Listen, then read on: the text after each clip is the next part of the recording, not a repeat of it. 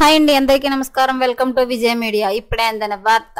సామాన్యులకు భారీగా ఒక్కసారిగా వాటి ధరలన్నీ తగ్గింపు లేటెస్ట్ అప్డేట్ రావడం జరిగింది. సో దానికి సంబంధించిన పూర్తి వివరం చెప్పడం కోసం అయితే నేను ఈ వీడియో చేస్తున్నాను. వీడియోని పూర్తిగా చూడండి, ఎక్కడ స్కిప్ చేయొద్దు. అప్పుడే నేను చెప్పే సమాచారం మీకు బాగా అర్థమవుతుంది.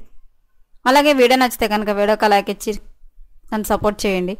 అలాగే కొత్తగా ఎవరైనా ఛానల్ చూస్తున్నట్లయితే కనుక తప్పకుండా సబ్స్క్రైబ్ చేసుకోండి. అప్పుడే నేను పెట్టే మరిన్ని లేటెస్ట్ అప్డేట్లన్నీ నోటిఫికేషన్కి అయితే వస్తాయి.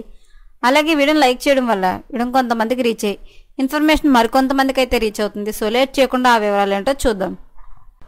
ఈ మధ్య సామాన్యులకు చాలా ఇబ్బందులు పడుతున్నారు.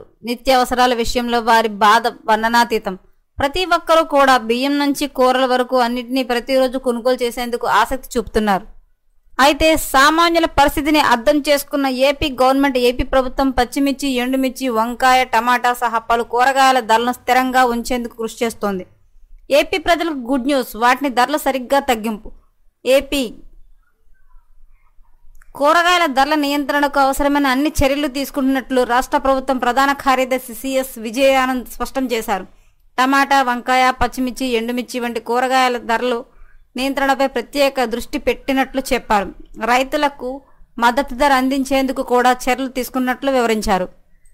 ఎప్పటికప్పుడు నిత్యావసరాల ధరలను తగ్గించే ప్రయత్నంలో కూటమి ప్రభుత్వం ఉంది. తద్వారా సామాన్యులపై కాస్త ఖర్చు తగ్గి భారం దిగుతుంది. తాజాగా కిలో 150 రూపాయలున్న కందిపప్పు కేజీ 120 రూపాయలకు, అంటే 30 రూపాయలు తగ్గించి రైతు బజార్లో విక్రయిస్తూ ఉన్నారు.